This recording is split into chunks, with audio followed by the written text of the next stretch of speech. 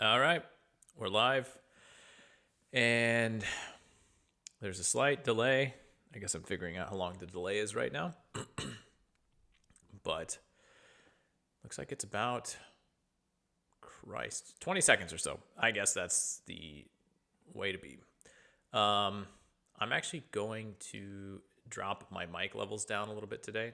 I'm going to drop it down just a tidge. I noticed in the past that when the music was playing, there was a significant difference between what you heard from the microphone and the volume levels for the music. So I'm going to drop this down a bit here. And yeah, hopefully that'll be good. So yes, we are back at it. We have 20 albums today, which I honestly am very surprised by. But I think we'll get through them relatively quickly. There's not like a ton that I'm going to get super in depth with. There are a few ideas and things I want to talk about that are kind of connected to music, but more about the industry as a whole. And we'll get to that here in the first part. Just so you know, we're going to open with rock and metal today, and then we are going to move on to kind of the other territory, stuff that's not really one of the normal genres we talk about, things that are a little bit more experimental, folk, jazzy, that type of stuff. Then we're going to talk about electronic music. From there, pop and indie, and we're actually going to end with rap and hip hop today, just to put that in mind. I honestly probably could have put those in any order. There was really no one standout genre this week, but I think due to the size of the rap and hip hop releases that we're talking about, it probably feels appropriate to end with them. So we're going to jump right into it. No more wasting time. And this is what we do. And we jump over to our first album, когда восходит луна, is the EP by Сирены. Long story short, this is Russian yellow card without the violin, but I guess if there's no violin, is that a fair yellow card comparison? I'm not entirely sure. There is something similar to the violin happening in the background from time to time. It is that sort of upbeat, fast emo music, and this is out of Kirov. So we're going to give this a listen. If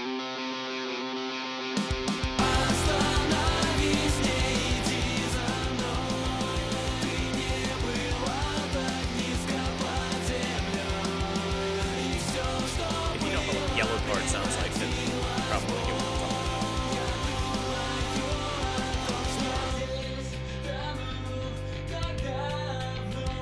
Pop punk ego.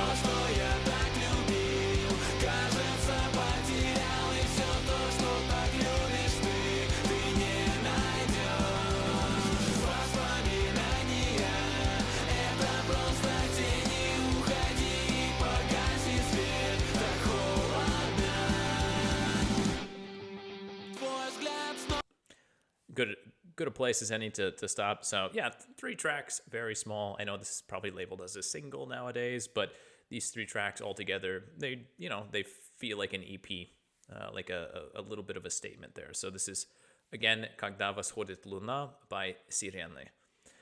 Up next, we're actually jumping out of EP territory for just a little bit.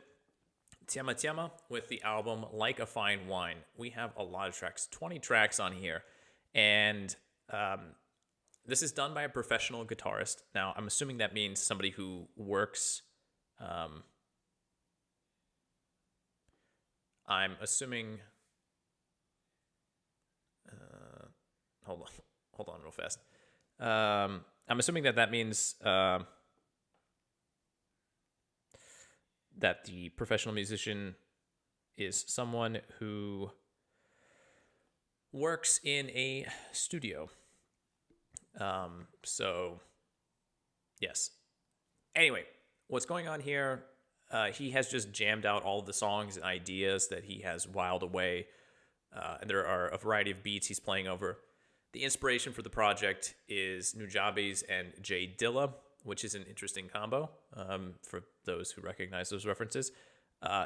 It's pretty fun to listen to.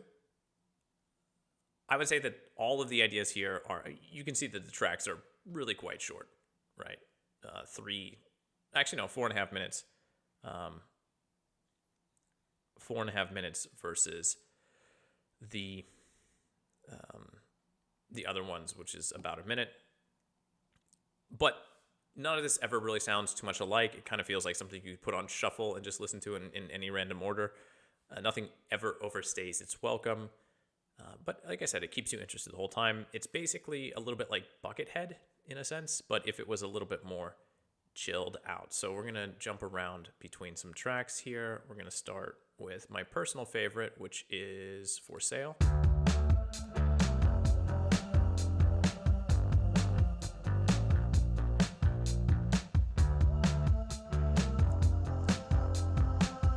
If I talk really close into the mic, can you hear me now?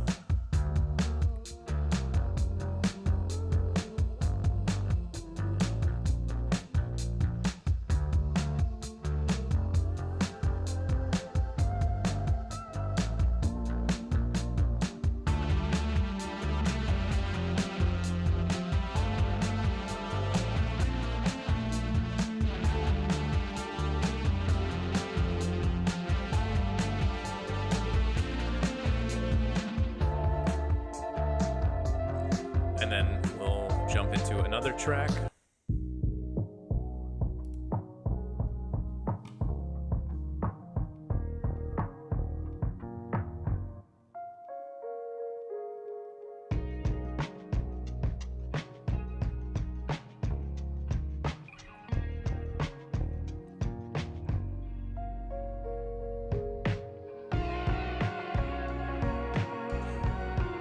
So we have the reverb kind of effect on this one. Dream pop, maybe shoegaze style.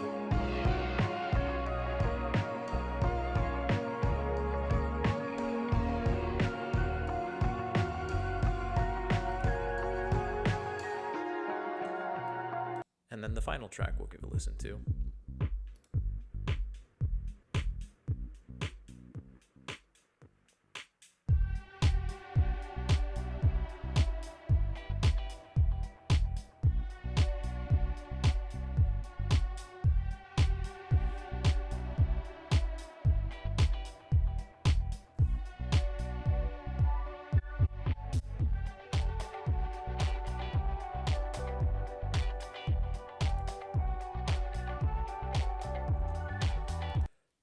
So yeah, it's just a collection of the snippets and ideas that a musician, like a professional guitarist, would come up with over the course of many, many studio hours, I would assume, that had just sort of sat away somewhere, and they are all thrown together here. And in the end, we have a release which is not so much a cohesive whole as it is something that you can just throw on and it's like staring into a kaleidoscope, right? It shifts around, it moves, and it's going to keep you entertained, but never for really too long on any one image. All right, moving on, we have Astra Noxx with their self-titled EP or mini album, however you want to call it. And I love when they have the self-titled track on the self-titled release. You know, it's matryoshka of naming. This is, according to themselves, and this is instrumental progressive death / metalcore with some moments that lean into the doom genre. It sounds complicated. It's really not that complicated. It's just kind of instrumental rock. It just is a little bit heavier than the normal bit that we would run into here. So we're actually going to go with the title track on the title album of the group, and you'll get an idea of what I'm talking about here. Not really sure what's going on with the cover art. They've got like sci-fi and doom eternal. I don't know. Sure, why not?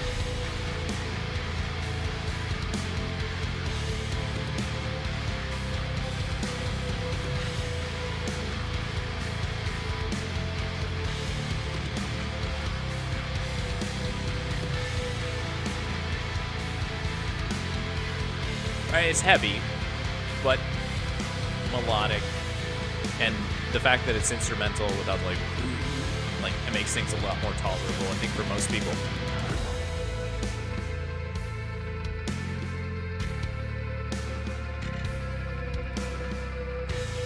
We'll jump into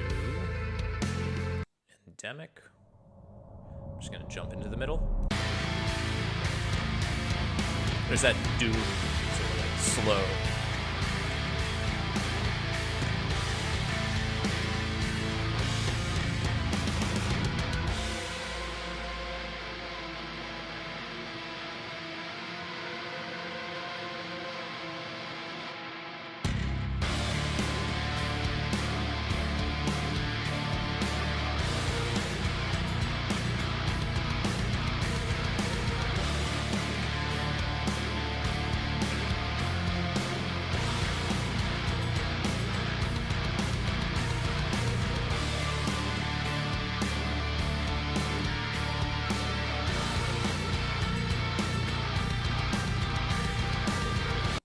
So yeah, even if you're not a huge fan of, you know, heavier music, it still feels like it's pretty accessible. And hit up the final track real fast here at the end.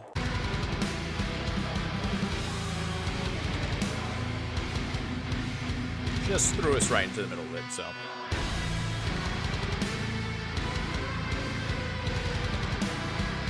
The pseudo choir in the background.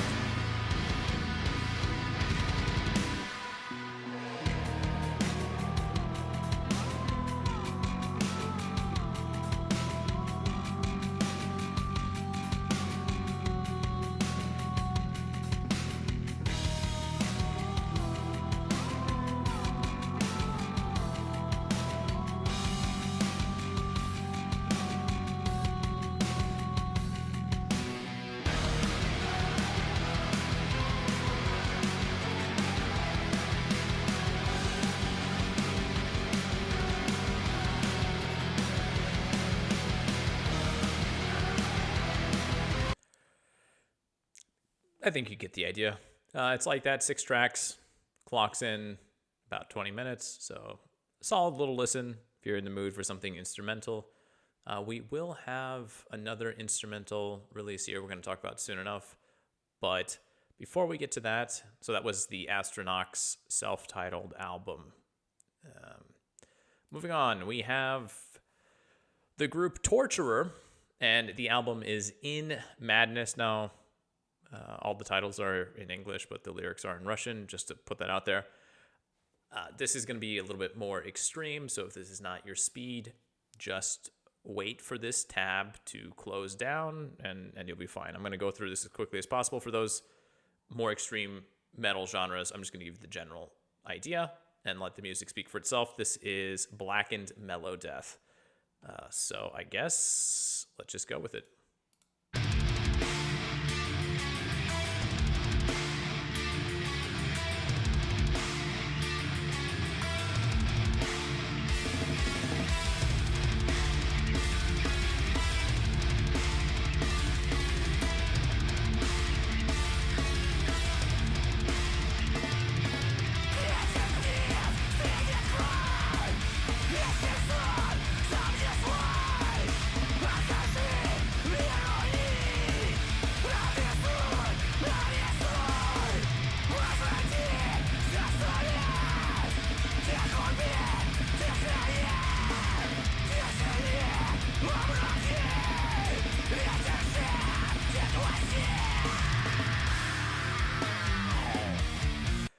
And we'll give one other track a listen. I know this probably doesn't make sense to a lot of you, but it's not bad. It's actually pretty good for the genre. I mean, the melodic part is very clear right here. The blackened death metal stuff, if you don't know what that means, then it's just, you know, it is what it is. Vocals, I'll be fair, not my personal cup of tea, but singer's working with what he's got, so I'm not gonna tread on it. I'm just gonna jump ahead. This feels like more of that sort of 80s classic metal.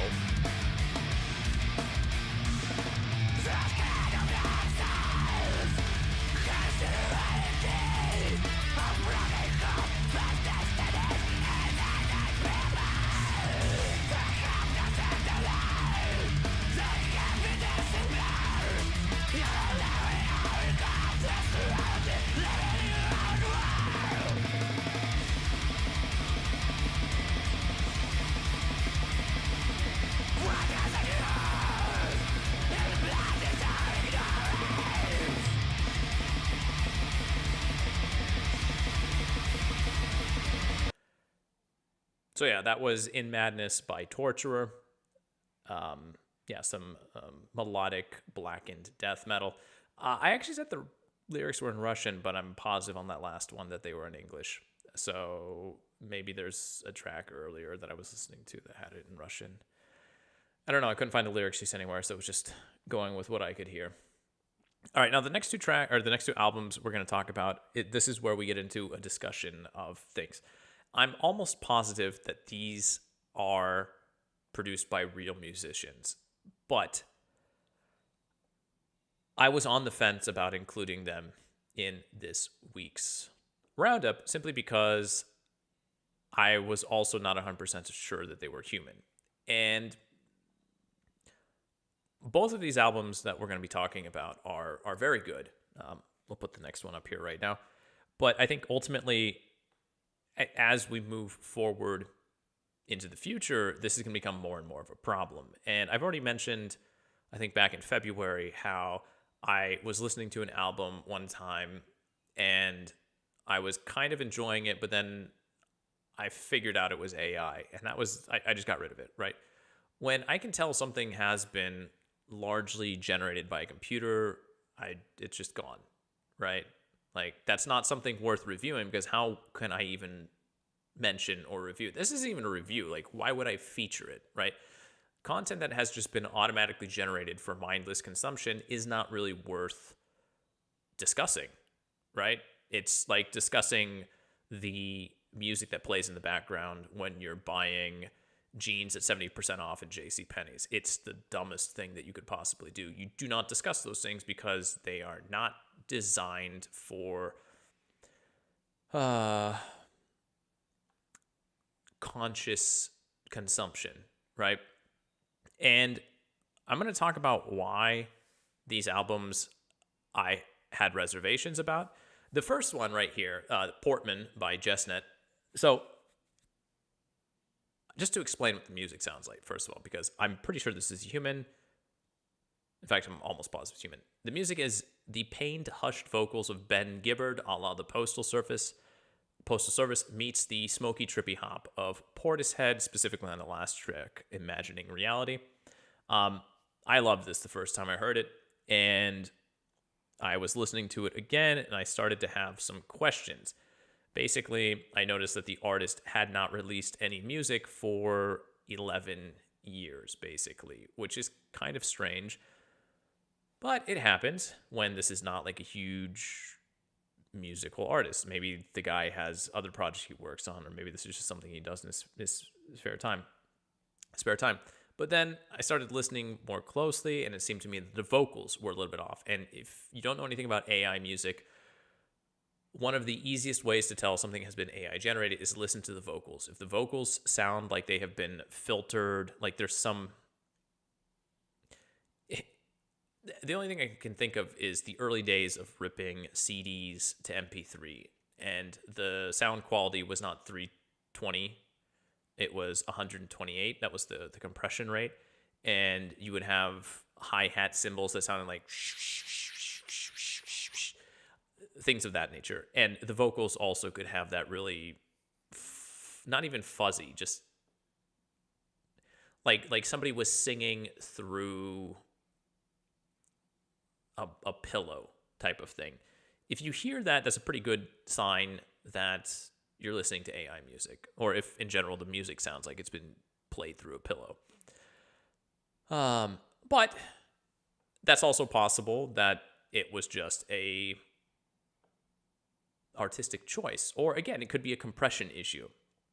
So So yeah, and then obviously the fact that all of the songs are 4 minutes sharp, right? Like they don't go a second beyond. They're 4 minutes exactly. All 4 tracks are 4 minutes exactly, which maybe it's a 4x4 thing. Maybe there's some sort of idea there. I don't know. But I've been on edge as of late. So yeah, the music, it's good. I want to get away from the AA conversation because the more I've thought about this, the more I've looked into it. I think this is just a release that somebody came back to, and they started to make some music again. This is, I guess, what we would maybe call post-rock, even though it does have singing in it.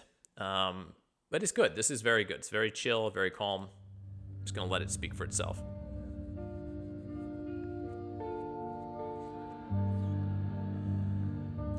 It's not really rock or metal, but we're having the AI conversation in this section because of the next group. So I'm going to jump ahead a little bit. Listen to the vocals. You can keep my bones, but you can't keep my soul. Hear the distortion a little bit? And I know you're tired. There's like a digital edge to it. And I know you're broken. But again, is it a artistic choice? But I'm falling to it, and I don't know where I'm going. Is it a fault of the compression, the program compression that's being used? There, my life is done. But it feels so much like the Postal Service, which, as a millennial, Postal Service. And then I'm gonna jump into the next one.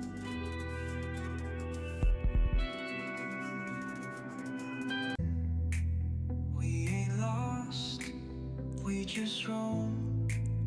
Upon listening to this,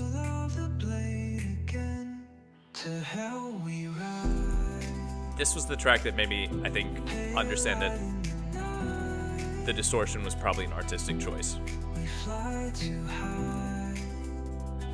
It's got the auto-tune feel. Out of time, between worlds, we go to heaven and back again. Found my stride, crossing swords.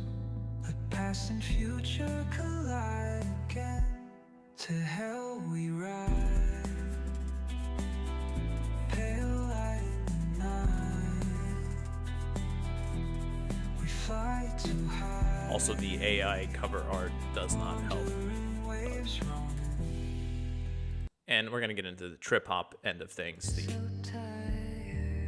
Beth Gibbard sort of sounding vocals.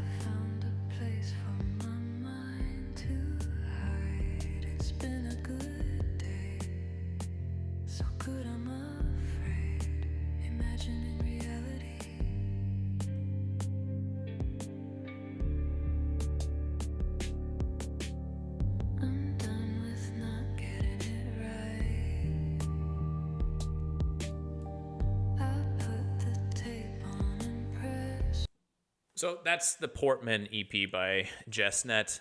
I am pretty sure this is just an actual piece of work created by an actual human being. And honestly, I hope that Jesnet will not spend another 11 years before he releases something else. I hope that he gets to doing this. This is a good sound. I love this sound. I love Portishead. I love Postal Service. If we could get more of this, I think that's a sound that's not, I'm sure it's being done, but you just don't, I feel like you don't hear it very often. Yeah. Okay. Now, like I said, we're talking about AI, and this is one of the 2 releases this week that kind of got me thinking about it and got me kind of on edge about it, because typically I do a pretty good job of filtering through things, but that's kind of how AI works, right? It improves as people figure out what is the problem. You start to get to a point where the obviously noticeable mistakes from the first generation are less noticeable in the second generation of the program, and so on and so forth. And I don't think it's going to be any time in the near future where it becomes indistinguishable, but it's getting there quickly. And I think one of the biggest things that artists are going to have to do is they're going to have to make it clear that they're not AI artists at some point in the future.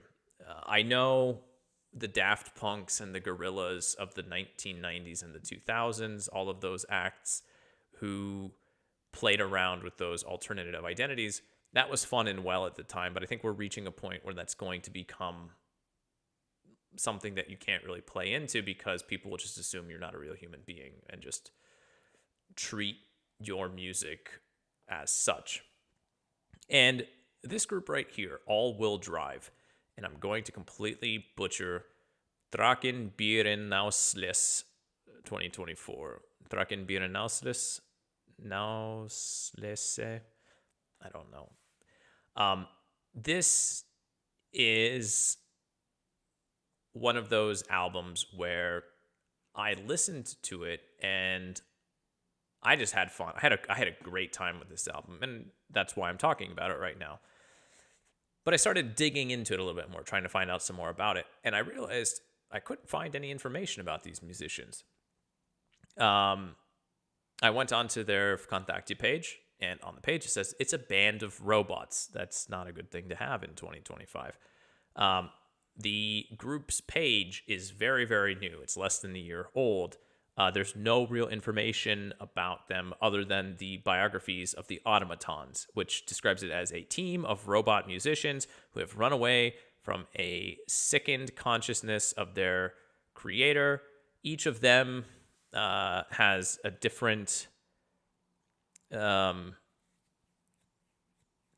extremes and stuff like that, but they're all convinced that they exist to save the musical world from extreme boredom and creative impotency. So again, leaning into the idea of automatons and robots in the music industry feels weird. And then when you try to go to their contact, there's no way you can actually find any information about who this contact is. So I defaulted to thinking that this was probably, again, an AI group. The problem is, this music is played too well and with too much variety for it to really actually be an AI group. I also thought maybe that the English lyrics were a little too nonsensical, but like, let's be real. If somebody's singing in a second language, you don't expect them to be wordsmithing at God levels. So,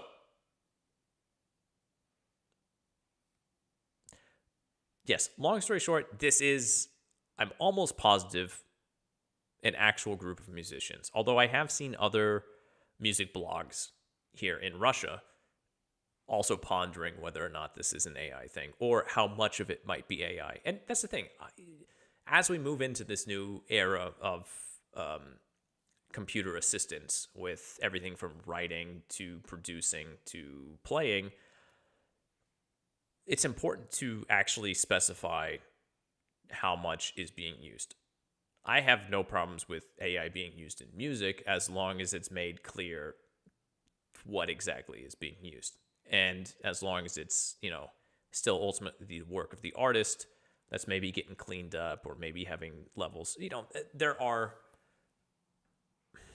places for the technology. But yeah, anyway, that was my little speech about AI in the music industry. I, again, just in the last 3 months have run into it more times than I have ever in all the years past. And I feel like that's just going to become more and more of an issue. But at this point in time, I do want to get back to the Trockenbeerenauslese 2024 by All Will Drive, because this is fun. It is just an eclectic mix of metal styles. I'm going to jump around between a few songs, let you have a listen. You'll get the idea. 4 robots in question.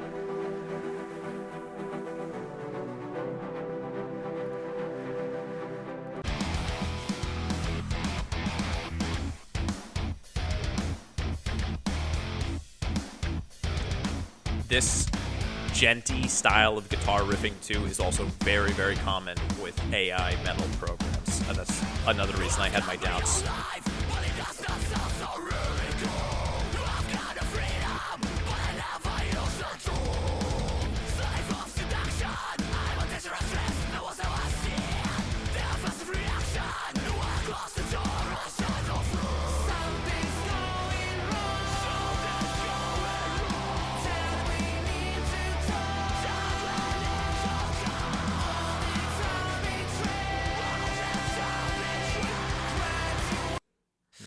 Moving along.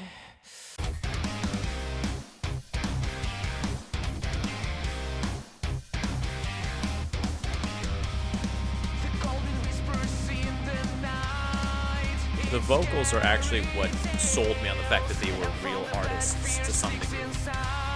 The vocalists at any rate.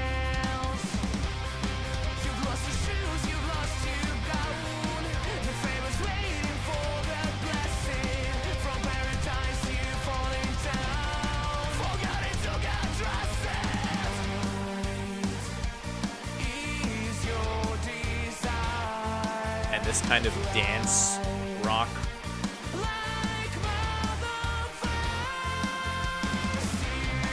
You don't really see it in AI yet.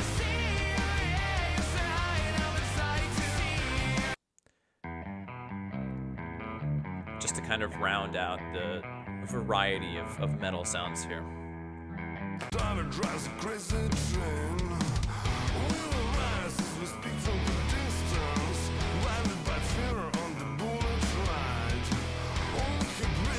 Final resistance while he sleeps, his eyes open wide. You know the lyrics of these songs and listen to it all at once. I gotta find the saxophone. Oh, there it is.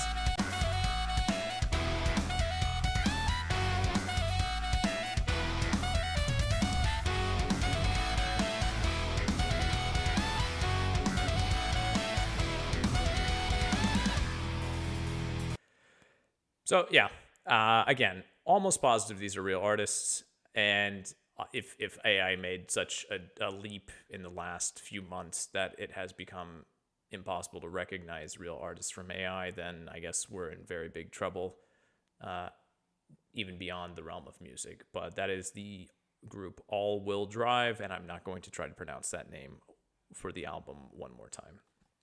So that's the questioning humanity, where are we in the uncanny valley part of the stream. We're going to just get on to music again. So polоз is the name of the artist or group, and the EP or album, I suppose, it's an EP. Пояс из камней, or the Belt of Stone. This is stoner doom sludge metal out of Yekaterinburg. But it does have clean vocals, not too many of the growlies or the barks. And the lyrics are all focused on the mythology of the Ural mountain region, which we actually will be coming back to soon enough. But that way down-tuned bass, yeah, that's doom, sludgy, stoner metal right there.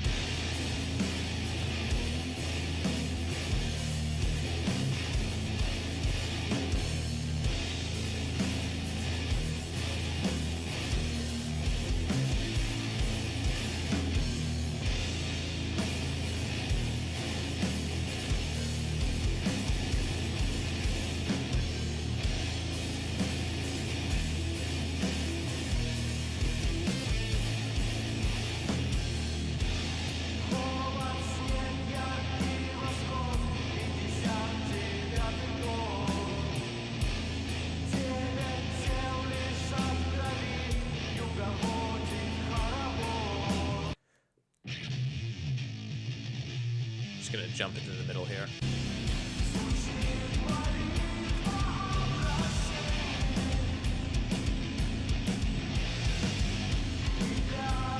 So yeah, we have the clean vocals.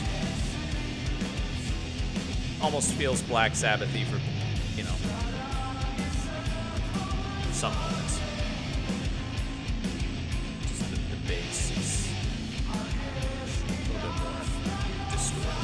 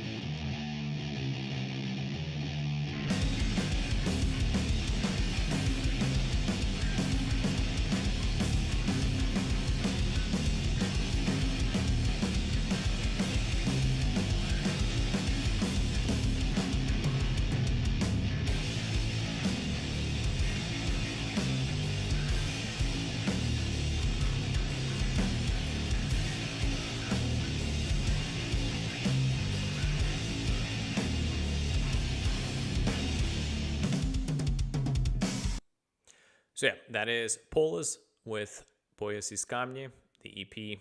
I believe their first release of any sort from a group out of Yekaterinburg. All right, we got two left in the rock and metal, and they are metal, and they are going to be definitely not everybody's cup of tea. So this is Kadjo, their Chapter 5 album. It says new metal here, but this is deathcore, and it's kind of an interesting one. The first half of the album feels like the whole meme, well, we've got Slaughter to Prevail at home, where it's actually just like a cheap knockoff in some senses. But with each track you go deeper into the album, you realize that these guys have a pretty deep understanding of melody, and they aren't afraid to incorporate it into their tracks. There's elements of metalcore. There are elements of new metal and even alt metal into this sound as well. It gives it more of a progressive edge. It's basically deathcore with chorus sections that are almost radio friendly. So it's just one of those albums where, and at the first few tracks, I was like, kind of, whatever, this is fine. And then as I got further into it, it was kind of oh yeah, now I get it. So we're gonna jump around a little bit. Just prepare yourselves.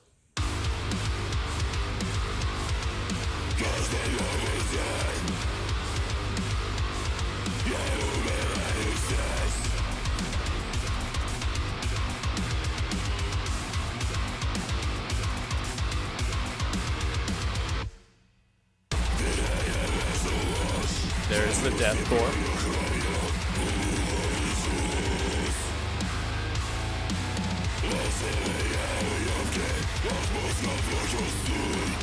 But we move a few tracks in, and same thing, right?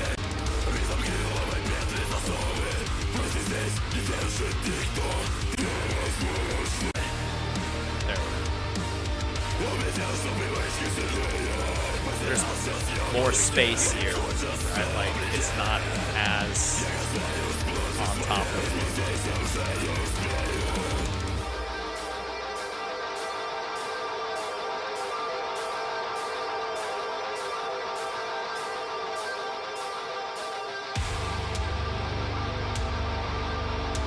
I mean, it's still heavy, don't get me wrong, but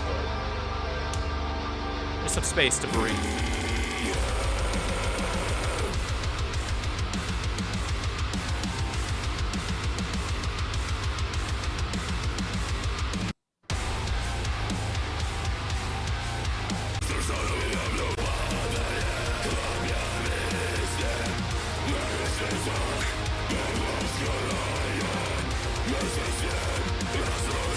Are those synths in the background? Yeah.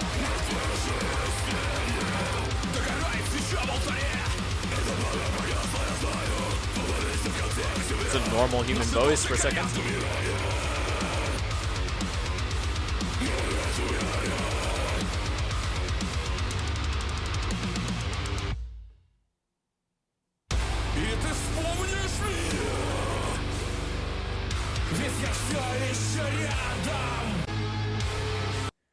So we're moving further and further in, and space is opening up further and further. And then find it here.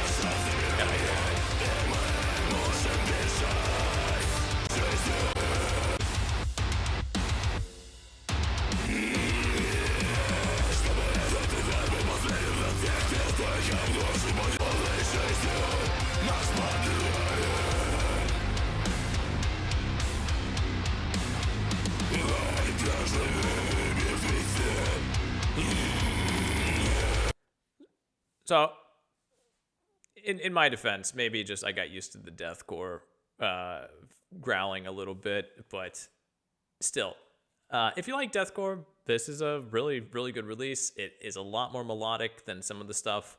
Again, I'm using Slaughter to Prevail, the other Russian deathcore group that's really big, as kind of a comparison. But Kadjo here with their Chapter 5. This is just a really solid, brutal release all the way around. And yeah, if you like deathcore or heavier metalcore, then this is going to be good for you. All right, last metal release, we have Legendy Uralskich Gor by Drakon, or Legends of the Ural Mountains. Now, this is a group originally from the southern Ural Mountain region, although I do believe they have relocated to Moscow. And since 2022, they have been releasing albums of pretty much every year, melodic black metal. This is the newest release.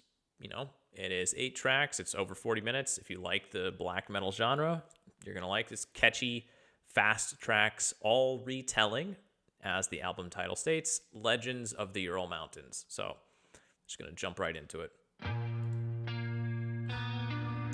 Also, if you look closely, kind of like a bear and an elk and a unicorn and all these other monsters coming out of the flames this shaman has called forth. And these stones are actually a natural landmark in Russia, in the northern Urals, though.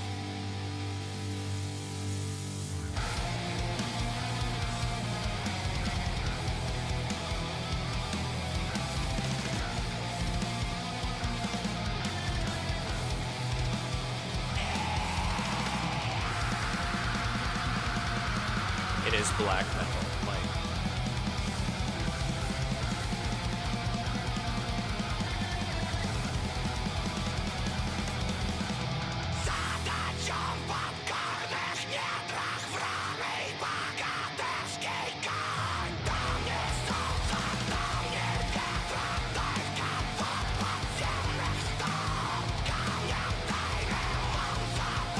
all right.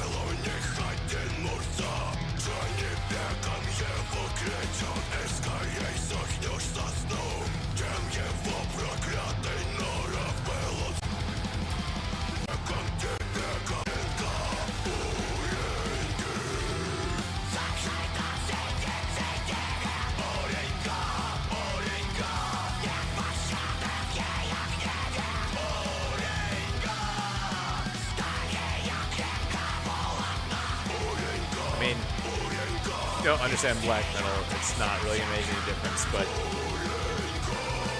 a lot different from like Grima or Grima a few weeks ago with the hand accordion black metal. This probably got a little bit more death in it, but yeah. Anyway, that is Legendy Uralskih Gor by Drakon. If you like black metal, you'll probably have a good time with it. If you're not a metal fan, then good news. We're done with rock and metal. We're moving on to the other category, which we don't normally talk about, but this week there actually were a few releases I kind of enjoyed listening to. I thought would be good highlighting, just also because we don't talk about it very much. So the first one is Clearly Twisted by Dead Frank. This is avant-garde dark jazz. It's a group out of St. Petersburg. And they hug the border between what might be atonal improvisation, a lot of polyrhythmic complexity in terms of time signatures and whatnot. And there's a lot of sound collage elements in here as well, too. The album is inspired, as the group says, by the aesthetics of postmodern urbanism, which I assume is just like the chaotic bullshit that the post-Soviet landscape has turned into in the cities. It's not something I think most people would listen to regularly, but for a palate cleanser, so after the rock and metal, this works pretty well. And it is something challenging. It's somewhat accessible, though, all things considered. So, yeah.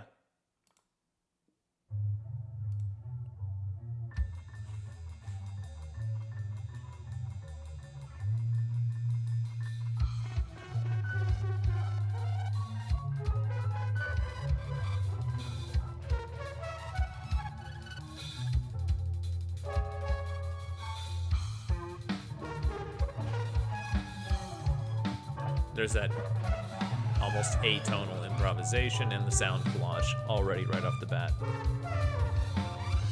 But it's not like this the whole time. I'm going to jump in just a little bit. It's kind of like this for a bit, though.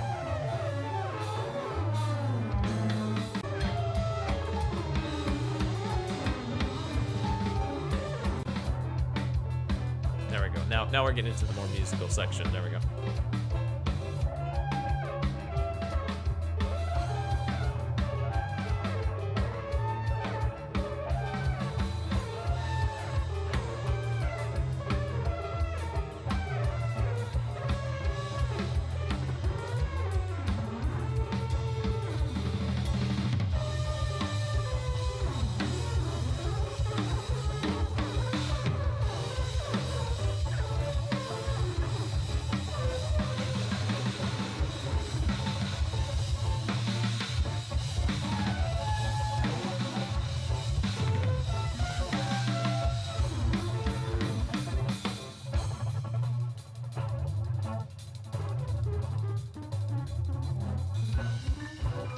So yeah, Clearly Twisted by Dead Frank. It's musical in the same way as the construction site across the road can kind of be musical at times. It's that Philip Glass, like, what is music type of thing. But you know what? Especially for someone like myself who listens to probably way too much music, like I said, it works as a wonderful palate cleanser. It's just a way to kind of get melodies and stuff out of your head and clear any other sort of preconceived notions you may have bouncing around up there. Now, the next release, which is Blues for Thad by Nikolai Gромин. This is a posthumous release. These are unearthed recordings. Nikolai Gромin was a legendary jazz guitarist from the Soviet Union. He began his career in the thaw immediately following the Stalin era, so in the late 1950s. He would eventually go on to emigrate from the Soviet Union in the 1970s, and he passed away in 2017. They were going through, obviously, some stuff in his estate, and they found some previously unreleased recordings.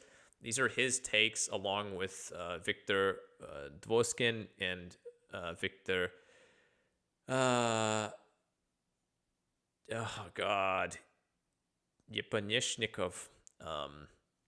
It's his take on jazz classics, and they're very, very well done. This is going to sound maybe a bit dismissive, but it's the type of music you would hear at a swanky high-end restaurant or at least in my Hollywood imagination of such a scene, but I do not mean that as anything aside from the biggest compliment. It feels so high class in so many ways. So as a polar opposite to what we just listened to, here is Blues for Thad.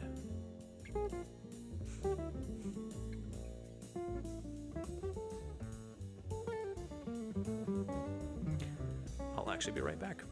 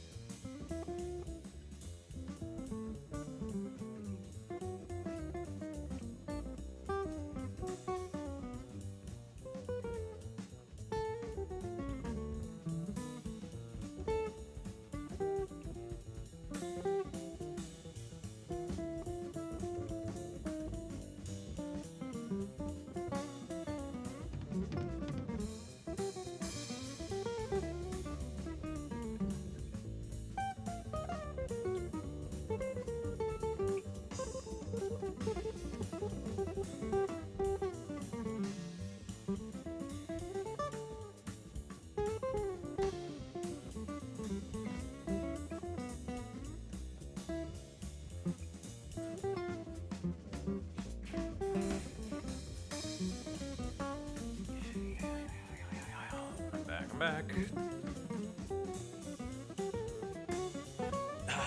All right. You've had your taste of the blues. Yeah, it's nice. It's a very good, nice bluesy album. I know I was listening to it multiple times over breakfast this week. Just a nice jazzy blues album or bluesy jazz album. So, Blues for Thad by Nikolai Gромин. All right, and the last album in the other category is the Украденный Гусь by P&T, which stands for Plague and Torture, Чума и Пытки. Украденный Гусь is literally stolen goose. This is folk music. In fact, this is something that it feels like a mix between Renaissance fair reenactment music and then folk rock, folk metal, folk punk, somewhere in there. So like very true to the Renaissance style and then with a more modern take on it. At times it's very soothing and something which you can imagine yourself dying an early death to under feudalism. And at other times it's pretty fun and silly, such as the, title track and just the naming in general here. So we'll go ahead and listen to a little bit of this to get the idea. So this is the Ren Fair sound. Расправил плечи, прямо встал, слыхал я, говорит, у вас в краях дракон летал.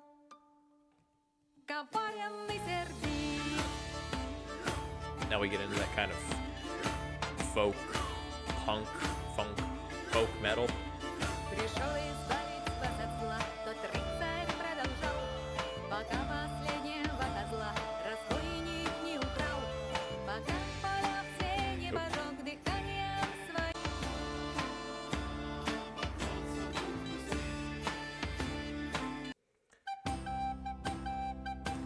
This is definitely more the folk punk energy.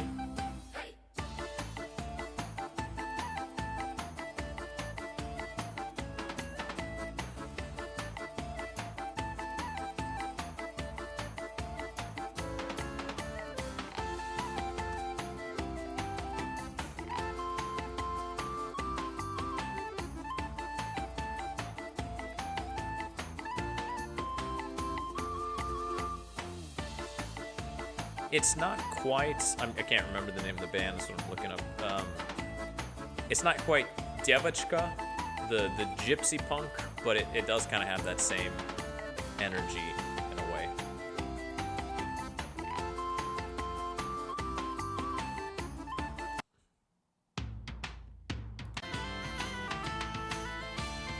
So it's very, very old style instruments, but the compositions are more modern. Is it modern music? Not really. Is it reenactment music? Also not really. It's not even folk. I mean, it kind of is folk, but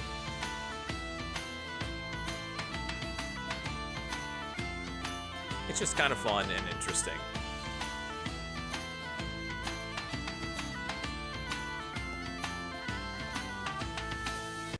So yeah, avoid the Black Death, I guess is all I gotta say. That's Ukradенный Гусь by Чума и Пытки, or P&T, A Plague and Torture.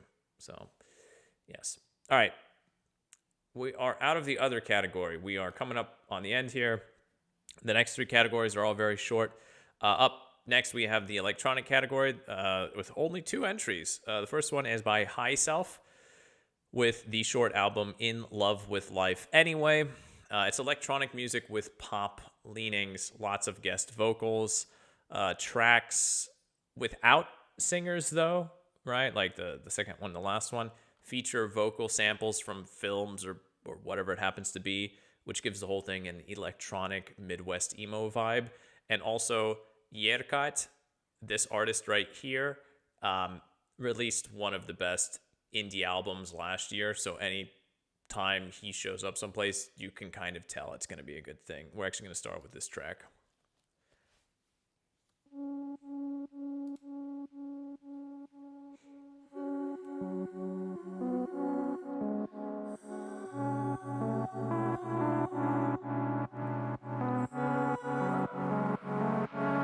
Правда в том, что я не знаю, где мой дом. В кирпичных блоках какой стены его найти? 3-й год, как дитя в первый час без имен, под тенями слепых потолков, жить взаперти. Прости меня, большой и добрый великан, что доля маленького слова стала велика. Простишь?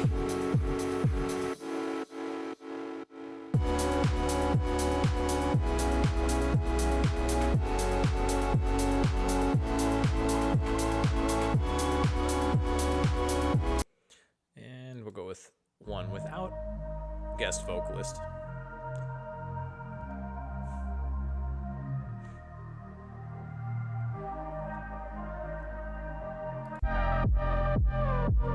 Finding.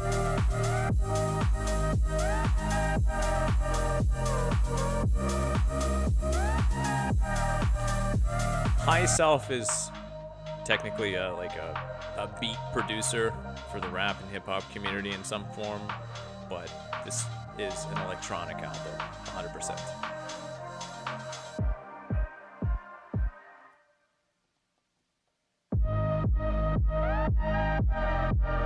God damn, it doesn't have a wistful sound to it. Or one at least full of yearning, which is good. Electronic music can I don't know, create that very well. So yeah, that's In Love with Life Anyway by Highself. I also want to shout out, I mentioned him a second ago, Jesnet. This is the artist who was on that first track I played, and I didn't get a chance to talk about, but holy shit, this album right here, Праздник ожидания праздника, last year, phenomenal. Phenomenal. This is literally one of the, like tears in my eyes listening to this thing. So Jesnet, just, if you like indie music, this guy released just an absolute S tier thing. But that's neither here nor there. That was from last year. All right, the other electronic release is Silence by Angel Vox. Now, this is actually Angel Vox's second release this year. And it's kind of interesting because prior to 2025, she had only basically released a bunch of singles. I actually reviewed her, or I talked about her first release back in February, I believe. And I said it was light indie pop with lots of cold synths, airy double-backed vocals, a bit like Zola Jesus, more or less upbeat, but streaked through with melancholy. And I was like, okay, that's probably what this is, but I don't really understand what the artwork is about in that case. What it is it's an instrumental album, which she, to quote the artist, takes out and strips bare the emotions of a child of the 90s, transforming all the recollection and stories into rhythms and harmonies. So, yeah.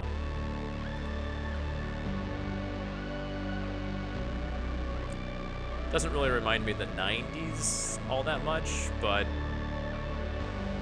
still good.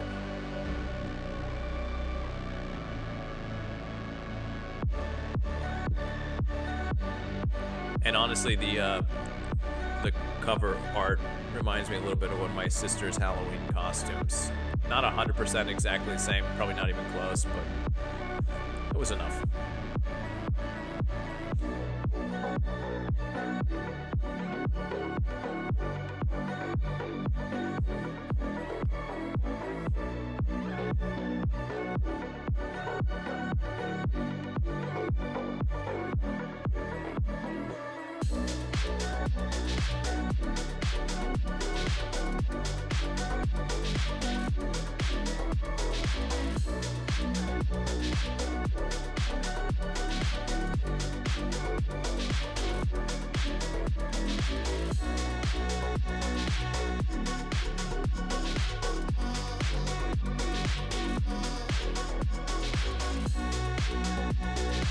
Musically, it's definitely not of the 90s. It's more of the early 2000s. But I suppose if you were a child in the 90s, then that would probably be the sound that you most identify with. Or maybe even the early 2010s. But, yeah.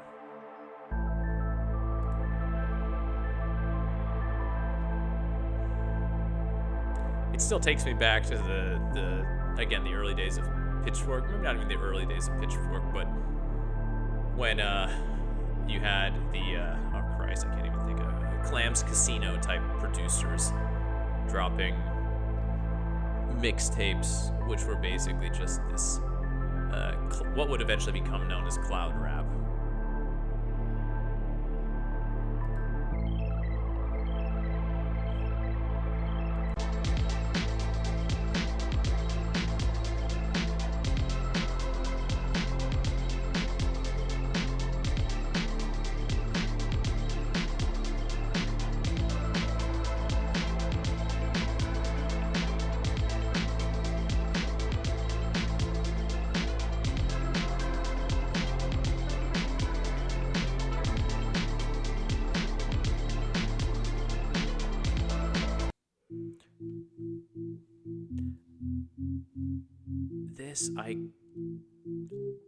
This I do feel like is as close to the 90s as we actually get on this album.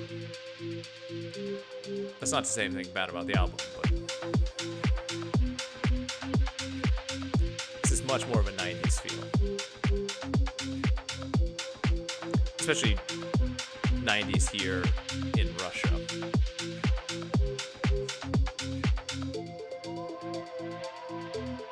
Still not 100%, but you know.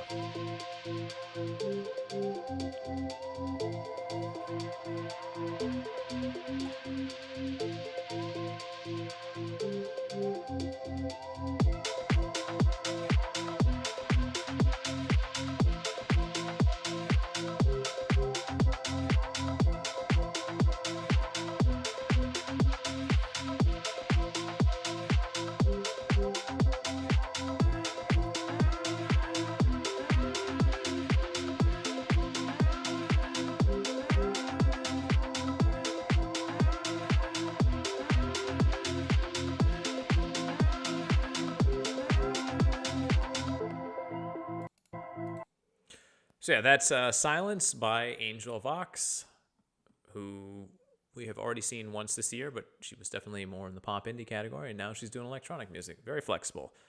Very good release. Only 2 releases for electronic this week. So moving on to the pop and indie category, and we're actually going to be starting with an album that could have probably been in the electronic category as well. GUBE. This is the EP by Vtoroi Ка. This is a duo out of Bishkek, which is not in Russia. It's in Kyrgyzstan, actually, Bishkek is. They released one of last year's most praised albums, which was this post-punk doomer music, which is ever so popular here in Russia, and which it's a sound which I saw someone online describe perfectly as Tsoi division.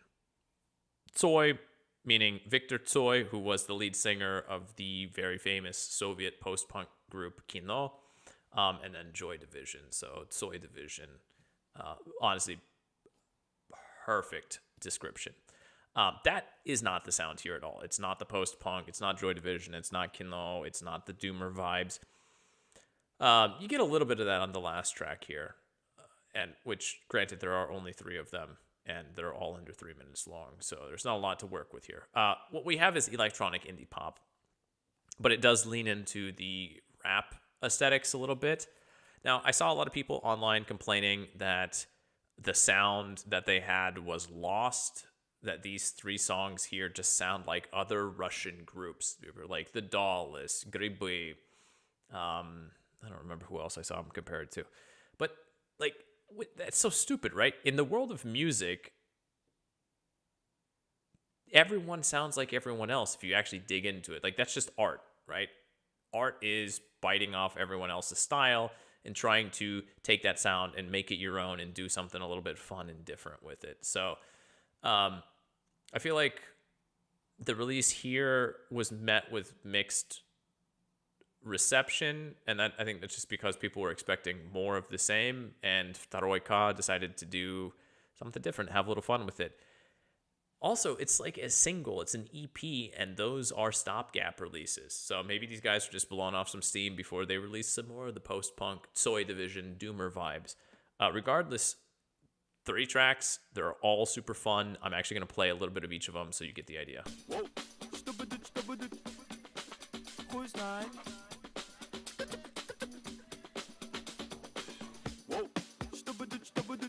Like, it's already fun right off. It feels like, I don't know, like a Guy Ritchie film's about to start.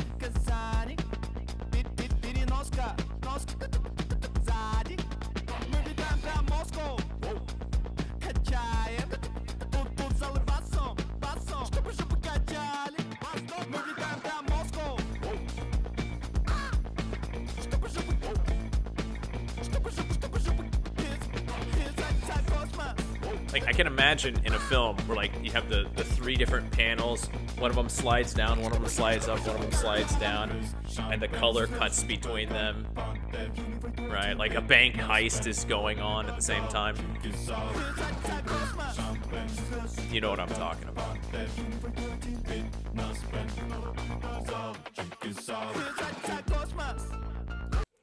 And then the next track.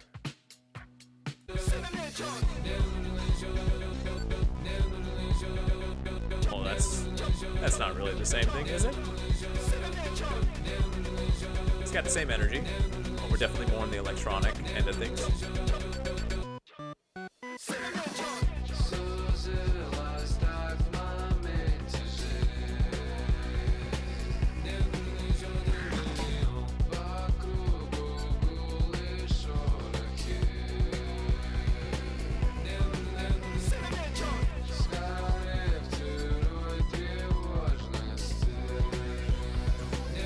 Final track. This is the one that sounds the most Tsoi division, but it's not even close.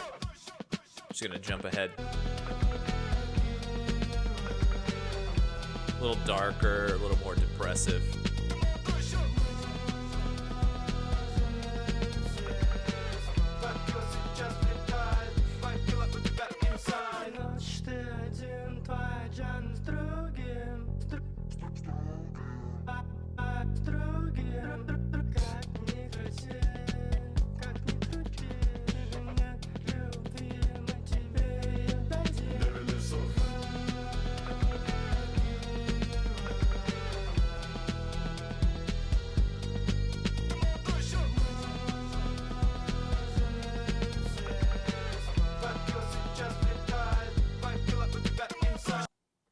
So that's Второй Ка with the GUBE EP, I'm going to call it, even though it is like 5 minutes long. 3 tracks, just really fun the whole way through, and I don't really understand why people were bitching and moaning about it as much as they were, because just shut the fuck up and have some fun. It's fun. So, all right, up next, I actually have to check. I probably should have looked into this ahead of time. What we are looking at is a group which I don't actually know. I think it's I don't know how to pronounce it. That's what I'm I don't know where the stress is. If it's on the first syllable or on the second, or God forbid, even on the last one. Yeah, I'm not going to be able to find it here. So I am just going to butcher the hell out of this word. Chevega is what I'm going to say it is. And this is чужие письма, or foreign letters, strange letters, letters which are not yours. It's kind of unclear how to translate it. I mean, it kind of makes sense in Russian. It's hard to translate in English. This is Russian indie art rock, which fully leans into that descriptive title. It has songs with lyrics from Russian poets, both the classics like Brodsky and Harms, and then also some more modern ones as well. And then each song also pairs to a film by the Soviet director Ilya Averbakh. So that is some convoluted, just indie bullshit right there. 100%, no doubt about that. But ignoring all that, this is just a very nice collection of indie music. It's got a very strong Russian rock leaning to the music. There's even a dash of jazz in here at times.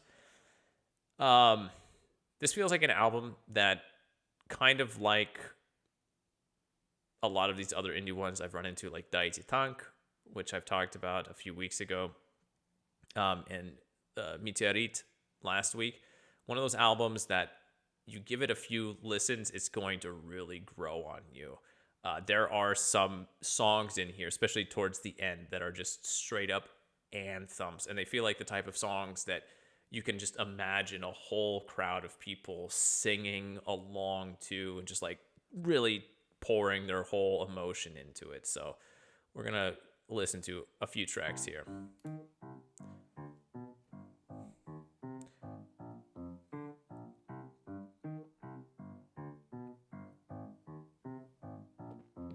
Ищи меня в сквозном весеннем свете. Я весь как взмах неощутимых крыл. Я звук, я вздох, я зайчик на паркете. Я легче зайчика, вот он есть, я был.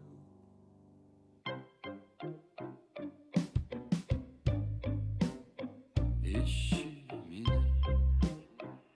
Like the indie credentials, not credentials isn't the right word, but just like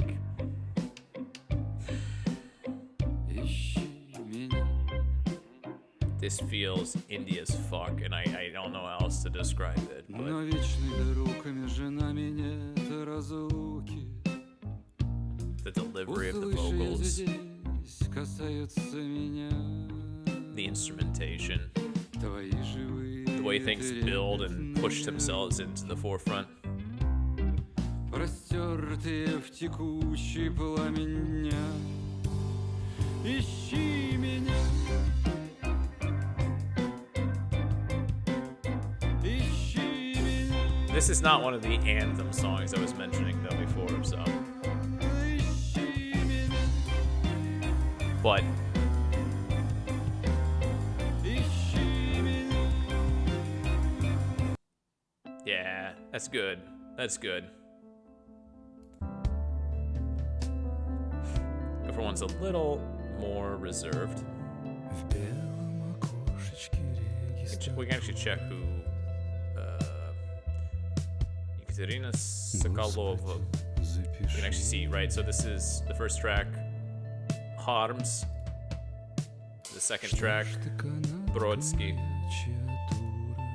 That last track we listened to is... I actually don't know. Kadjo.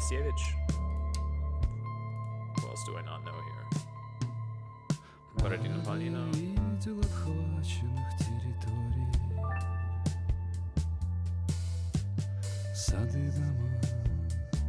Brodsky again. There's actually another one I wanted to call up.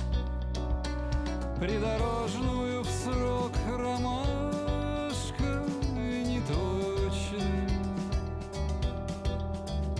одноразовый срочный пророк, пестрота полевых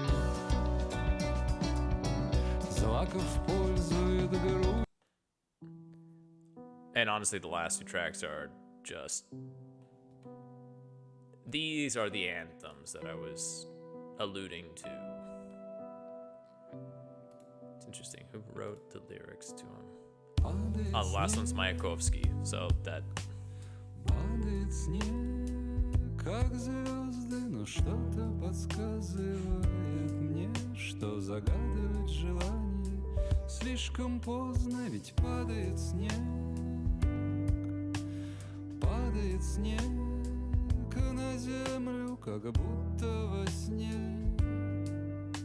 И лето как не было, так и не будет, наверное.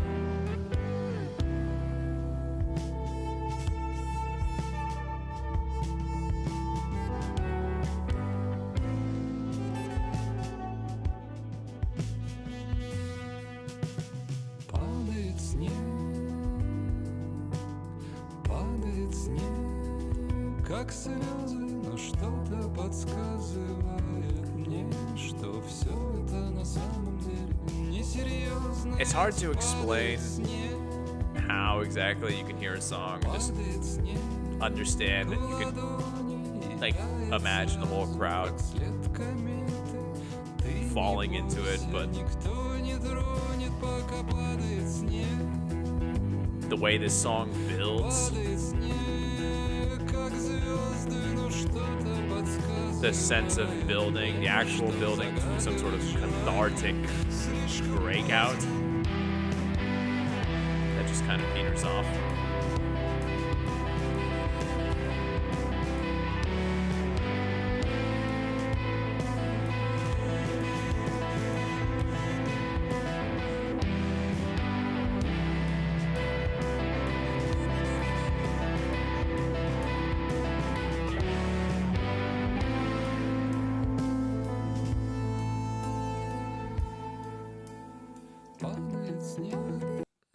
I have to hit the last track because I know I've already played like way more than I probably should have, but this is, again, like I said, it's one of those albums that creeps into you.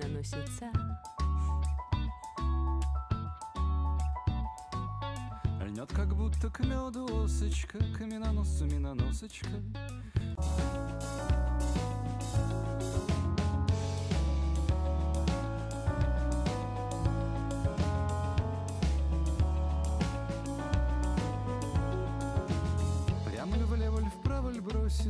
А сбежала миноносица, но ударить удалось ему.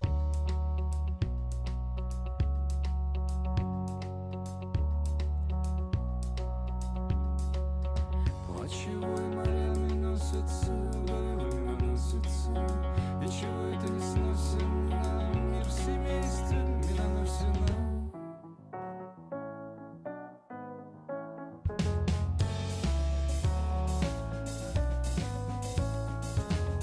Just musically, so many ideas throughout this album.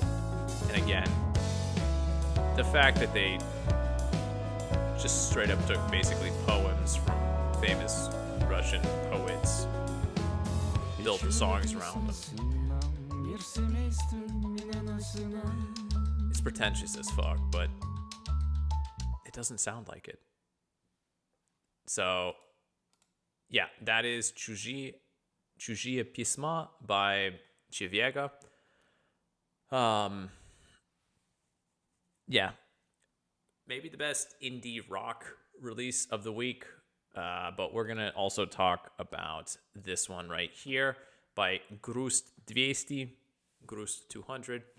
Радостно, ясно, завтра будет утро. So this is, I don't even know. The adherence to which Russian music blogs just copy and paste genre groupings is mind-boggling to me. Everywhere I went, this was labeled as post-punk and cold wave, basically everywhere. And it is definitely sad and reflective music, but it's indie pop in that sense. There's also a bit of traditional Russian folk sound found in some of the tracks. And there are also moments of post-punk and cold wave in here. But it's definitely not the dominant sound, even on the tracks where you hear it. So I'm just going to let the music speak for itself here. I think you'll figure it out.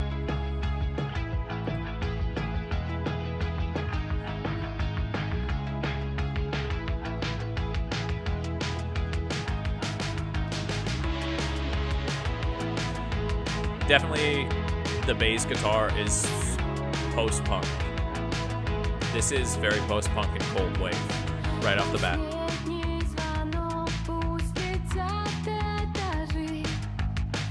But the vocals,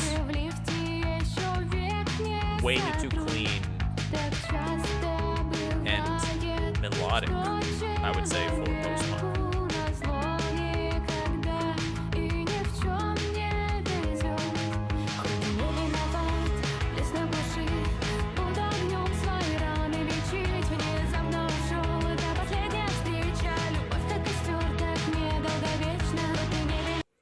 Jump around a bit.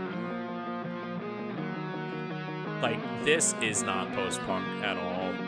It's maybe pop-punk, but not post-punk. It's not even pop-punk. Just, you know.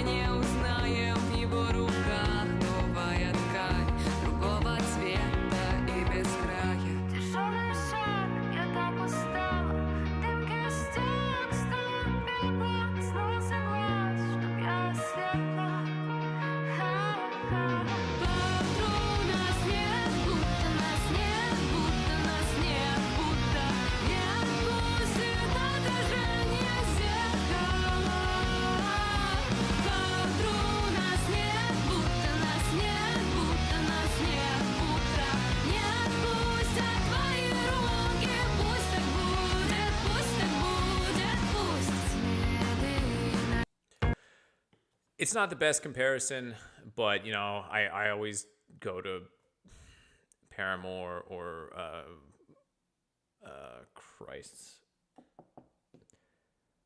Haley, what's her name? I cannot think of it right now. Yeah, probably should have figured it out ahead of time. It does not really feel like post-punk or cold wave. It feels more like just female-led rock that tends to, well, indie rock, you might say. Again, is this post-punk? Is this cold wave? Yes, but that's not the sound of the whole album. Not at all.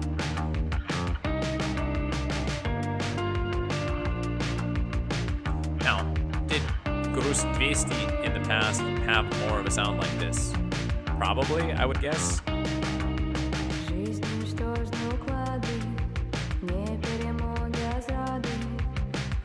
But just because you take the trappings of post-punk doesn't mean that you are post-punk. In fact, I really enjoy the marriage of these two sounds.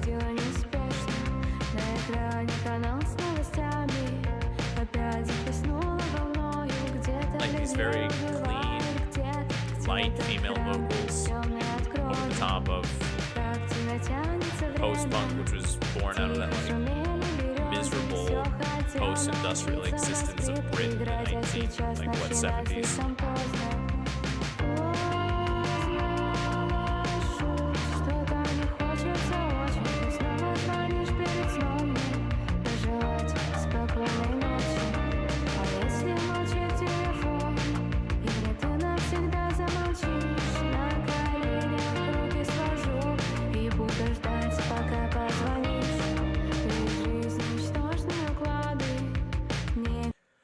So yeah, that is grust200, grust200. Радостно и ясно завтра будет утро. Joyful and clear tomorrow will the morning be, if you want to translate that into English. And again, the juxtaposition with the album artwork here is top notch. So yeah, again, with the чевега, чужие, письма, and then grust200, радостно, ясно, завтра будет утро. Is there a top pick there? No. This is kind of the big thing this week, is that there have been a lot of good albums, but there was no one album that I felt really stood head and shoulders above the rest. Like, I'm actually surprised that I found as much to enjoy as I did, because I dug through a lot of garbage, and I just stumbled upon some releases later on. But these are all still good albums. That's why we're talking about them. And now we're done with the Indian pop, and we're going on to the rap and hip-hop. We have 2 real releases left, and then there's a bonus one at the very end that we're going to talk about. So, the first rap and hip-hop release we're going to talk about is ATL's «Необратимые последствия», Irreversible Consequences. Now, ATL we've already talked about once this year, back at the very end of January, I believe. Very end of January? Maybe in February. He released an album together with Chpt, and then basically a month later, it must have been February, we have his solo LP. It's a mixed bag here, is what I'm going to say.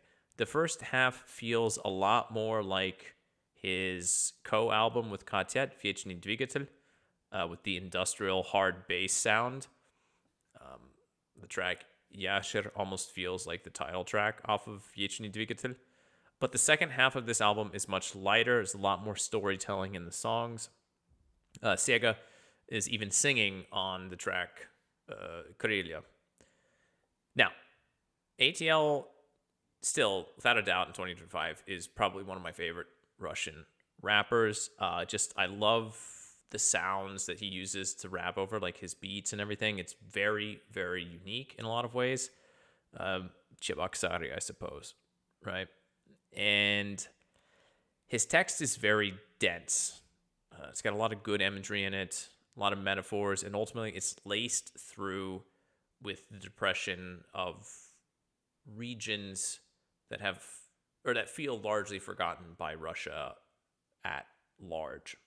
But still, the songs and the text have just enough hope to get the inhabitants of those songs through the day and the listener as well. It's a very bittersweet concoction.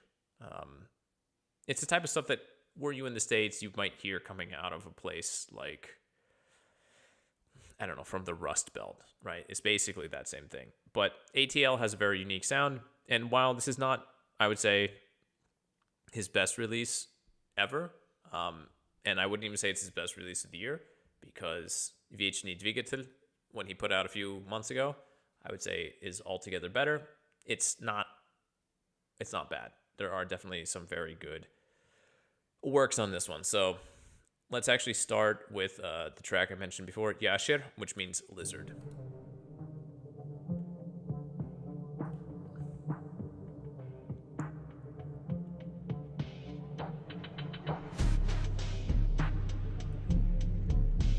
Very dark, right? Musically speaking. Они хотели забрать наши души. Эх, если б души у нас еще были. Мы с пацанами чисто по приколу. Все этой хероты не допустили. Они такие же, как мы снаружи, но мы-то научились различать их вид по рылам. Они бы пили кровь, как кока-колу, но наша кровь травит даже древних рептилий. Взяли ящера за кадык, и я червакую по них. Заводите новых свиноводов, и мы землю матушку воткнем. Они такие же, как мы снаружи, но мы-то различаем их по рылам.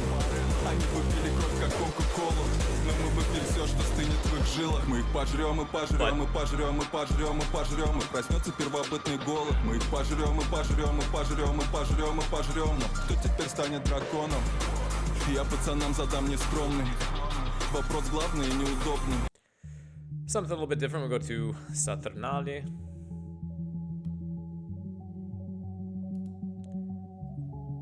And while it's a little bit lighter, it still very much is the ATL sound.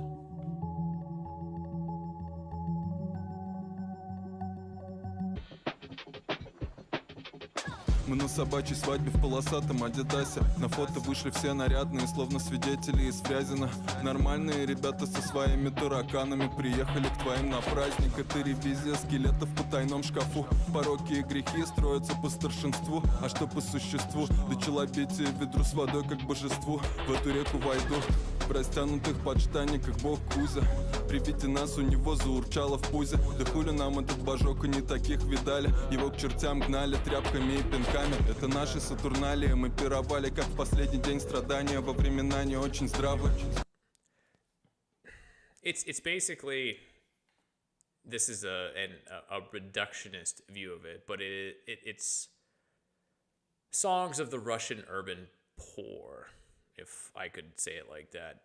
The people who will not come up out of прожиточное minimum and things of that nature, and who don't even really dream of doing so. It's kind of that level. And his songs do focus on not the soul crushingness of that situation, but trying to find the lights or the rays of sunlight that do manage to pierce down through to them. Now, that said, I would think Slavic Squat is probably going to be the one track off this album that sticks around the longest, and it is just an encapsulation of the reality of those forgotten post-Soviet cities.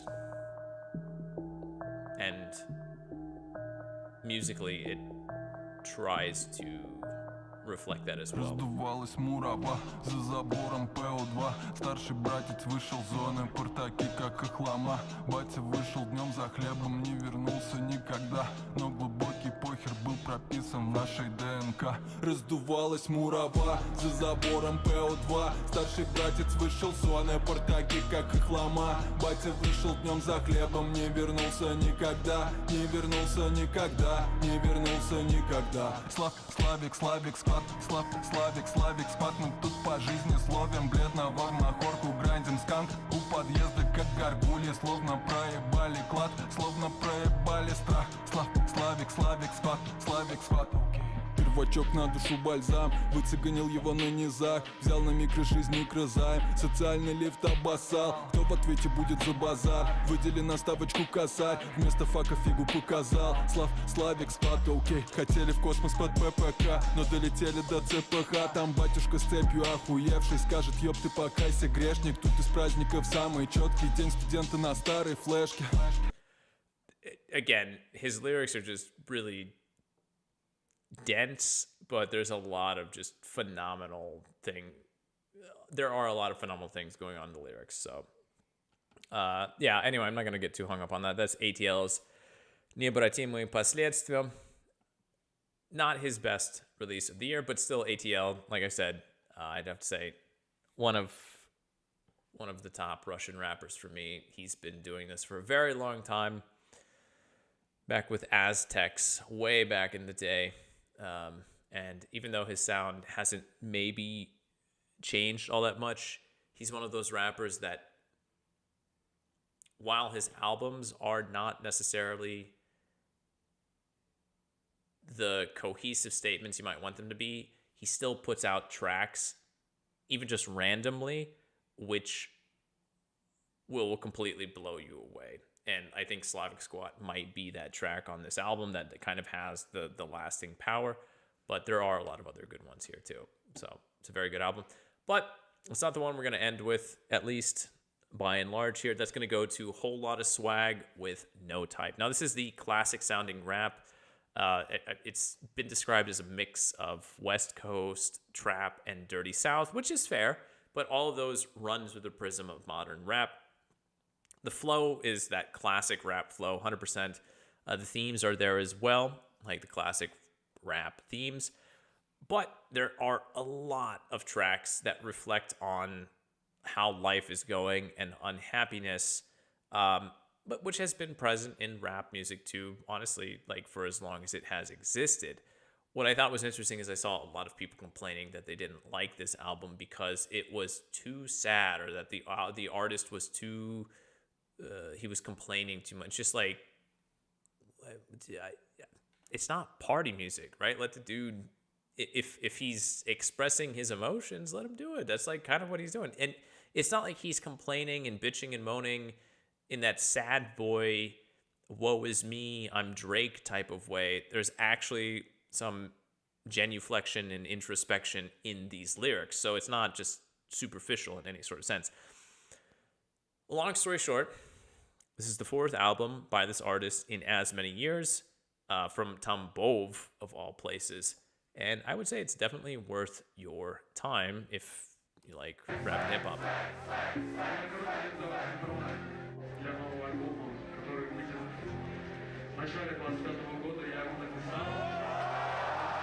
68-й парень, мы снова делаем это.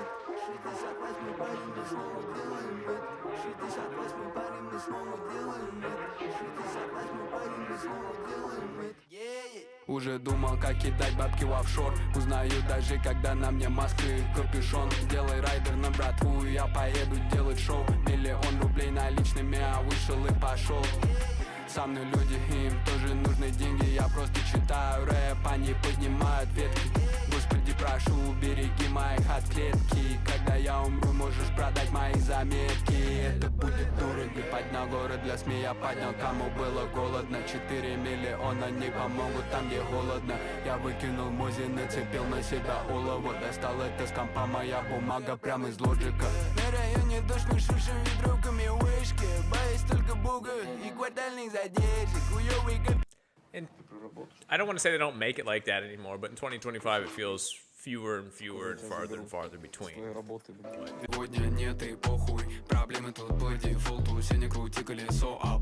It's got a little bit more of the UK sounds to it. Личные бренды, курсы, сторис, толстые пачки, темные шторы. Это теперь то, как живем мы здесь, мои. Кто к нам со злом придет, тем хуй на воротник. Сколько тех, кто хочет испортить те планы твои. Верю в хороших людей, как Санта-Мария. Какие бы ни влипли гуди. Страшно тормозить, еще страшнее газовать. RIP, кто не увидел, как мы поднимаем нал. Счастье не в кусках, я выкинул свой Ральф-Аран. Мы не... A few more tracks here just to give us a little bit of an idea. Знаю, что мне делать с этим. Если в жизни большой бизнес, я отдам процент. That trap sound. Надо время собрать мысли в кучу, когда все слишком надоело. Нам надо знать, чего хотеть. Надо знать, чего хотеть. Надо знать, чего хотеть. Нам надо знать, чего хотеть. Надо знать, чего хотеть. Надо знать, чего хотеть. Наверху пачка купюрами красными. Если не заберу, будет неправильно. Свек показал им всем на бите грацию взамен на ночную панику. Победил себя внутри, они больше меня не касаются. Хотя стараются, нетерпеливый, хотел высоты, ничего не умея, потому расстраивался. Я много расстраивался, летаю и люблю Россию, я... Я захожу с какой-то дуры в номер просто потому, что мне страшно оставаться одному. Она хочет меня знать, разделить с собой. Едем в Москву, чем выше, тем меньше тех, кто знает, как же я живу. Got a bit more of the indie rap sound. Согрею, переведу, но только эти ноты я mainstream rap that goes for an indie sound. Индустриальные создания. У них даже клэпы, блять, одни на всю компанию. Тайпят и продавливают свою катавасию. Трогают мою родную своими грязными руками. Гордятся углами, проебывают тайминг. 808 не в тон, блядь, ты не уважаешь его. По другую сторону все это разбирают. Ставят оценки, оказывают на детей влияние. Фрики узурпируют ТГ-каналы. Можно продать все что угодно, неважно чем. The last little sample here. He's got more of that like classic party-ish rap. Слова и теперь они меня кормят. Если ты хочешь спорить, останешься за забором. Ведь все твои вопросы порешает только доллар. Я обналил и поехал. Полмультик нашел, знаешь, откуда я приехал. 68, котлеты без трэпа. Дорогие куплеты, я кладу их как палеты. Ты тоже хочешь фейма, броски, я за ним не бегал. Но малой тоже поднял, он полчасика по диджеям. А второй тоже поднял, он поравнял тебе куплеты. Остались средники, и теперь они все пределы. Беру слоник и CP, я еду за ним понедельник. Раньше я гонял в колл-центр. Возможно, я решал твои проблемы. Я обычный белый, я не покупаю первый. Завари ромашку, помой за собой тарел, не ОПП. Фотки на КГ, все мои деньги в неглиже. Они белеют, как буше. Похуй, что ты все еще брок, но ты все еще в нашей. Накури газом корешей, ну эту кучку мышей. Сегодня у меня на ужин завтрак. Вывожу. Didn't really touch on the ones where he's too introspective and focusing on himself. Chasik is a good example of that, where he's pretending to speak to a psychologist. So, but yeah, it's just a very good, rounded rap album. There's a lot of tracks here. None of them really feel like they're dragging or doing too much. The styles switch around, and the lyrics are good all the way through. I mean, it's nothing completely earth-shattering or life-changing in that regard, but it's just a solid rap release in what has been 3 months, the first 3 months of the year. We haven't had too many of those. So yeah, that is No Type by Whole Lotta Swag. So that's basically the end for us here, but I do have one last release. And I got to go back to YouTube for this one because it's on Bandcamp, and I'm not using a VPN right now. I'm using another program, and that other program does not allow me to access Bandcamp. So this is a collection. It's called Let Me Perish Without Return, Lament and Longing from the Fading Russian Empire, 1889 to 1917. This is the Bodega Pop project by Gary Sullivan. Gary Sullivan traveled around Brooklyn and Queens and just dug through the old music in ethnic neighborhoods. Just went around to the flea markets and the weird little bodegas that people had and dug up the old CDs and vinyls that they had lying around there. So this has been a series that he's been doing, and recently he came around to the wave of Russian immigrants from the Red Revolution. I'm just going to quote what he has on the website because I feel it's a pretty good description. At the turn of the last century, the Russian Empire stood at a crossroads, caught between the weight of its imperial past and the promise of a radically altered future. Recorded during a period of profound cultural transformation and unrest, the music collected here offers a haunting glimpse into that fragile moment in history. From playful and satirical melodies that were music hall staples to heartbreaking ballads reflecting the despair of those exiled to Siberian penal colonies, these songs provided both refuge and a reflection of the deep suffering experienced by many living under the regime. More than entertainment, they formed essential strands in the Russian cultural fabric of the time, songs sung in drawing rooms and taverns and on street corners and on prison grounds. So this album, this collection, Let Me Perish Without Return, is basically archival. It is a collection of songs which might have been heard, would have been heard around the final days of the Russian Empire.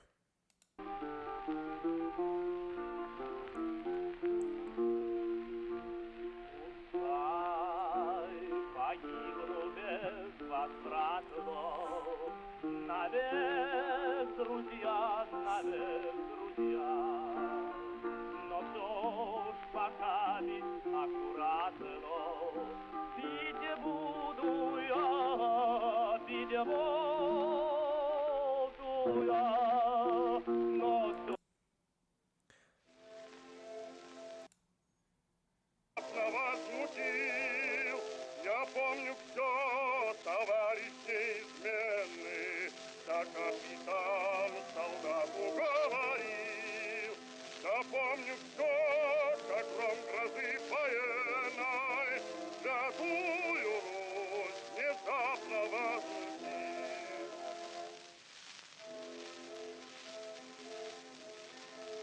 Ты помнишь ли,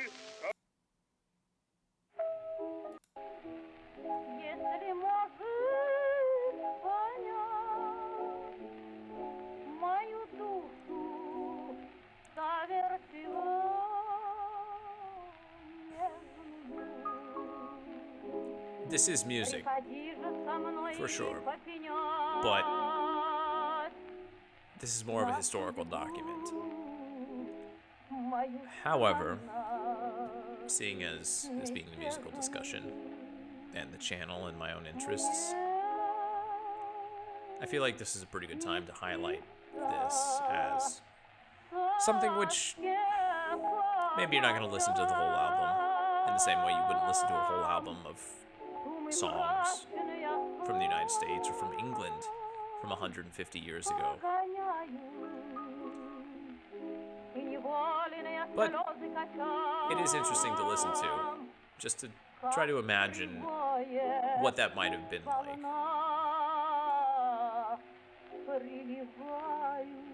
So, a trip to the past, if one will.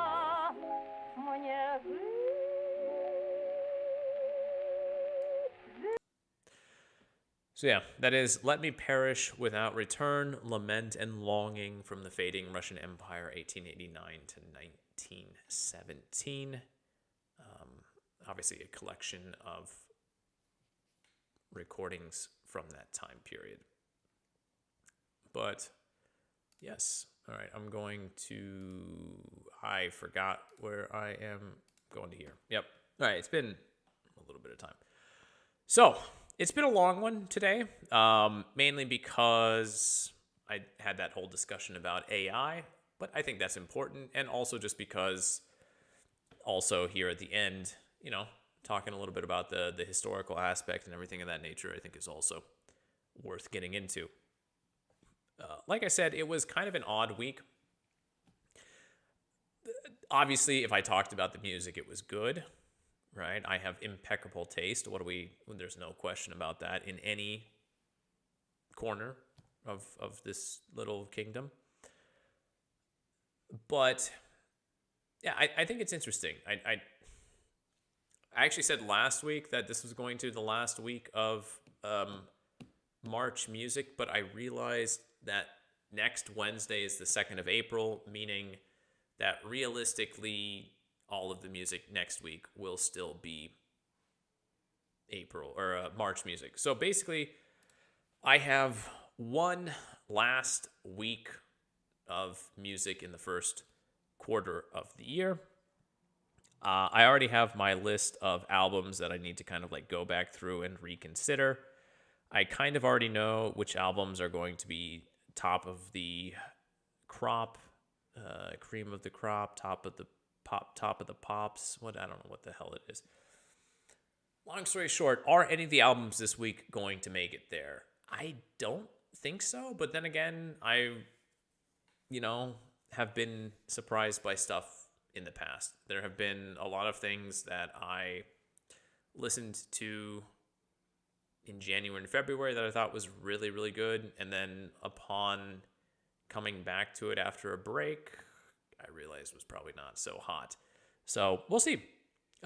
Regardless, a lot of the stuff we listened to today, I think, was still really, really good.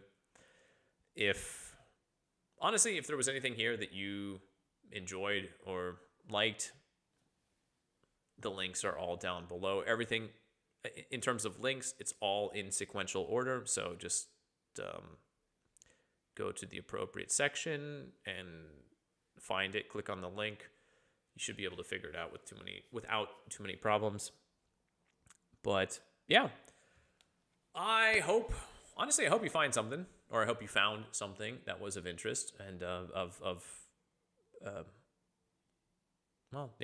worth listening to. I will be back on Sunday, as always, 9 p.m. here, Moscow time, to do the news review. I suppose we'll be focused on the maybe coming, probably renewed Black Sea deal. But it's been another week where we haven't really, there's been a lot of discussion, but it just kind of feels like people discussing things to discuss things. Long story short, it is almost 11 o'clock here. We've been doing this for far too long now, or I've been doing this for far too long now. So everyone have a good day, evening, whatever it happens to be. Hopefully you found something good to listen to. I'll be back on Sunday evening at 9 p.m. here for the news. I'll be back here on Wednesday evening next week at 9 p.m. to do more of this with the music.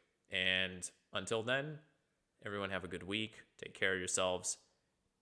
I will see you when I see you. Пока-пока.